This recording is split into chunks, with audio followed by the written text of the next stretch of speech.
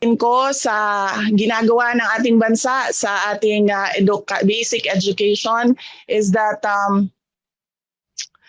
hindi natin nire-recruit ang mga pinakamagaling na mga senior high school graduates to take up education in higher education. Yan po ang napansin ko sa ating Department of Education sa 3 buwan ko po na nandyan. Dapat po, we have to be innovative dahil po alam naman natin na hindi na natin masolve yung classroom shortage. Tinitingnan po natin ang iba't ibang paraan na pwede nating gawin that learning continues for our learners outside of the classroom. Ang atin pong motto is that not all learning happens inside the classroom, which is true. I believe that everyone will agree with that. Lahat po tayo ay maraming natutunan, hindi sa loob ng classroom at hindi sa ating mga teachers, but sa ating life experiences as well. And then, before we conclude our presentation, we would like to present to you our plans for the succeeding years of the administration of President Marcos, and that is to invest heavily in flexible learning options. Of course, we will still pursue the building of classrooms. Of course, we will still pursue the recruitment of the best of teachers, but we will innovate and look for other solutions because yung problema po natin 10 years ago is problema pa rin natin hanggang ngayon. So dapat po we should think outside of the box already with regard to basic education. The recruitment to terrorism, active shooter copycats and active shooter issues and problems, recruitment in insurgency, recruitment of children in illegal criminal activities, the drug use of DepEd personnel and drug involvement of learners, the success of projects, activities, and programs depend upon very good surveillance and intelligence. Dahil hindi po ninyo matatarget kung sino ang isusolusyon ninyo kapag hindi po kayo nakagather ng credible intelligence and surveillance sa mga problema na gusto nating solusyonan sa loob ng Department of Education. And Unong ginagawa dyan ni Sandro. all this relate to our mandate that we deliver quality basic education to our learners. And of course, education of our children relates to our national security as well. Thank you. Described our classroom shortage as a situation of a quicksand, where due to meager budget given to classroom construction annually, we cannot even address the requirements due to enrollment increase and the shortage that keeps piling up year in and year out. Second, we would like to seek your support in our stand of the lifting of the provision for basic education and classroom building in MBM 138 series of 2021.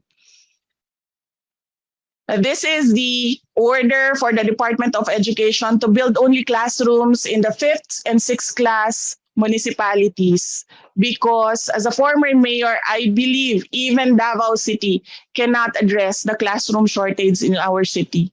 So hindi po kaya yan, lalong-lalo na ng mga 1st to 4th class municipalities. And I would like to reiterate our full support to the BARMM concern in financing their regular programs previously covered by the national government. We believe that the block grant given to BARM is not enough to fund its competing resources. Lastly, I sincerely thank the members of this committee for listening to our plan for next year and beyond. I know that the challenges we are facing are huge, and we need your support in our quest to think out of the box for our Filipino learners. May I humbly ask this committee for the endorsement of our proposed budget to the plenary for consideration. Thank you very much. Daghang salamat. Okay, so I'll direct the question to the official in charge of That was your last finance. question. We can have a short manifestation to close. Okay, sige. I'll just leave this final question. Then depende na lang po sa DepEd kung masasagot. In case there will be an amendment in the NEP to realign confidential funds and good governance programs to specific itemized programs in education, kagaya ng provision ng school supplies, will DepEd be willing and able to utilize such funds? Yun na lang, Madam Chair. Maraming salamat. Salamat, Rep. Manuel. Madam Secretary. Yes, opo. I'd like to add to the answer of Yusek Aviola. We're actually done with the review. We are currently presenting it. We initially presented it to the MANCOM, EXECOM, and then we will present it to other sectors from the government and the private sector as well. And we are currently starting with the review on grades 11 to 12, and then it will go through the same process. It will go through presentations so that comments and suggestions from all the sectors can be collated by the Department of Education, and we come up with the new curriculum for the K-12 program. However, during our discussions, it will take 2 to 3 years for us to implement new curriculum for the K-12. And I am trying to push the curriculum and instruction strand to do it in 1 year, and we will update you on that if we will be able to implement a new curriculum in a year or two. We're talking about academic school year. With regard to the confidential funds, there are so many issues, and you see it in the news with regard to our work in the Department of Education, the issues and challenges that we face in the Department of Education.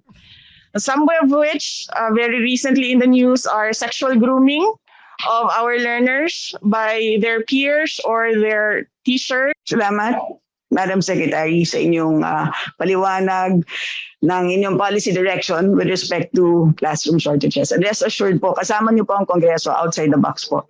So at this point, we will now open the floor to questions and a few house rules. Each member will only have 5 minutes for questions at hindi po kasama sa 5 minutes na yon ang sagot po ng ating mga DepEd officials.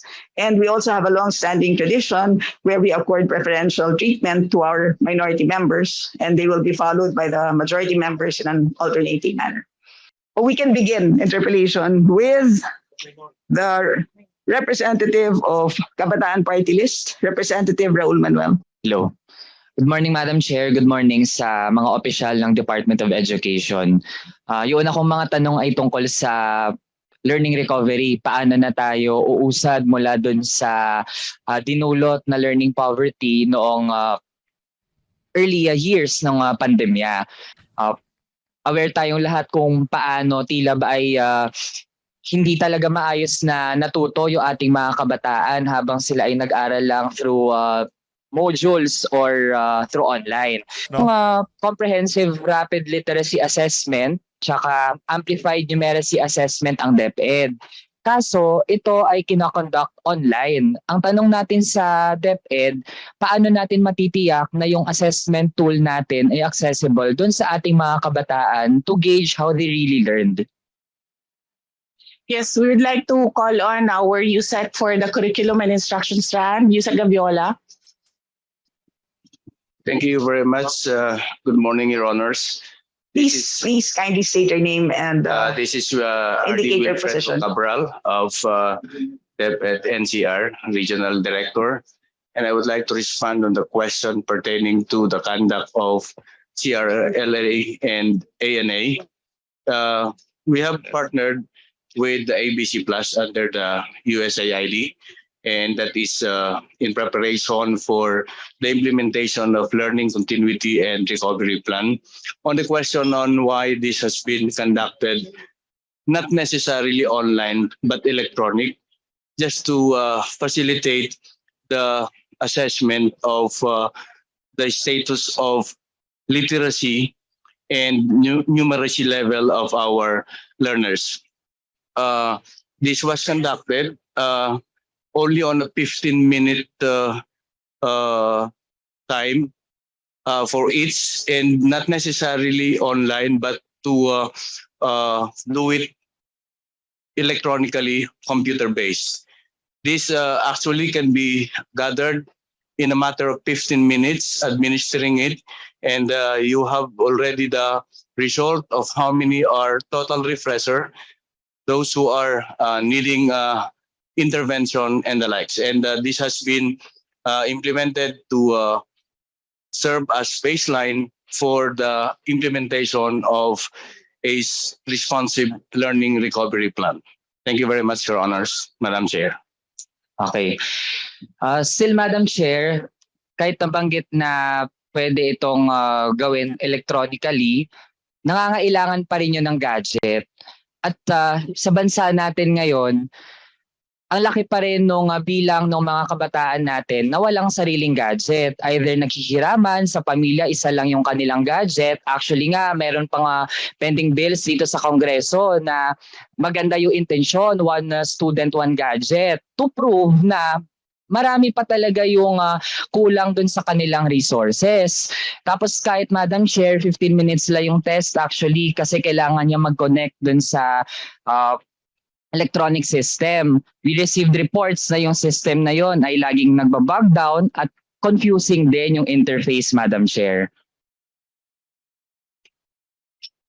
Chair, can I respond? Please proceed.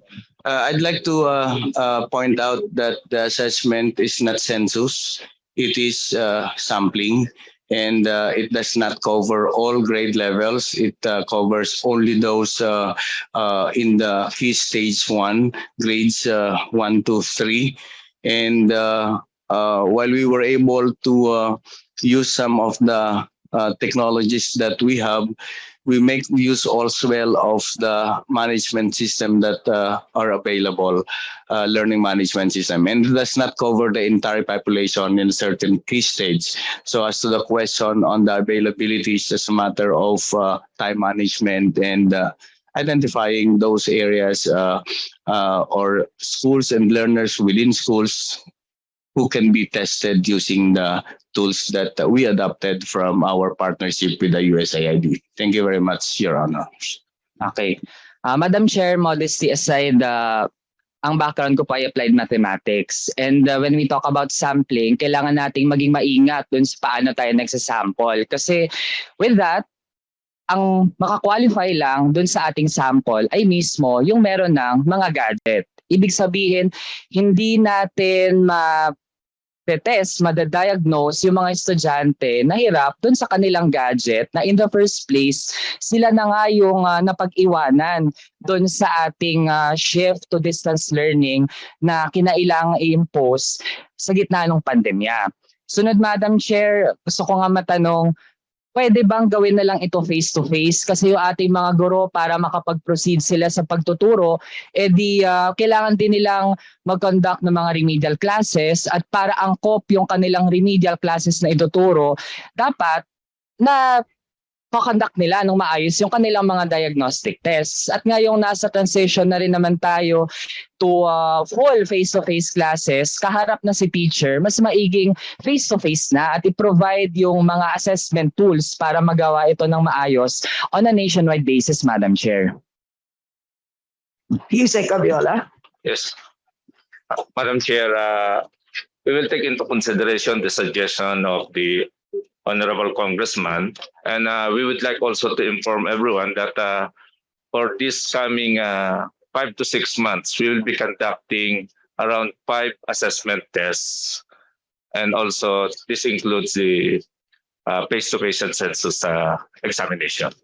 Thank you, Madam Chair.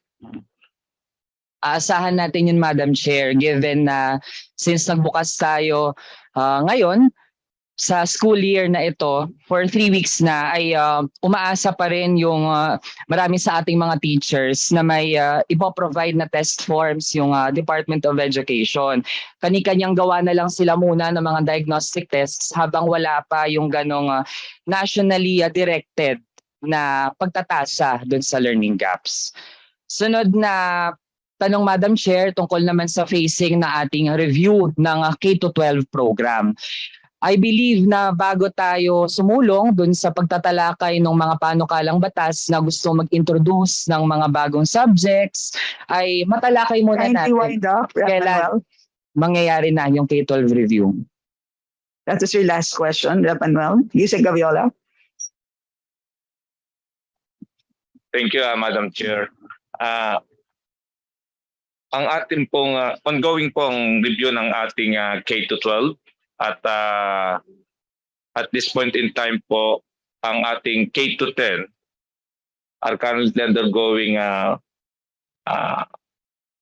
refinement at hopefully within the year ma-finalize at ma-execute na po natin. Kailangan po natin yan dahil dyan din po naka-anchor ang ating curriculum guides para po ang learning modalities at ang ating mga resources ay ma-execute din po natin ang procurement. At ayan po ang ginagawa ng department ngayon na i-harmonize lahat ng activity na to upang sa ganon ma-implement natin yung new curriculum with all the resources. Yung senior high or yung 11 to 12 ay ongoing po ang ating review and hopefully ma-finalize din po natin ito within 2023. Okay. Thank you. I still have 30 seconds.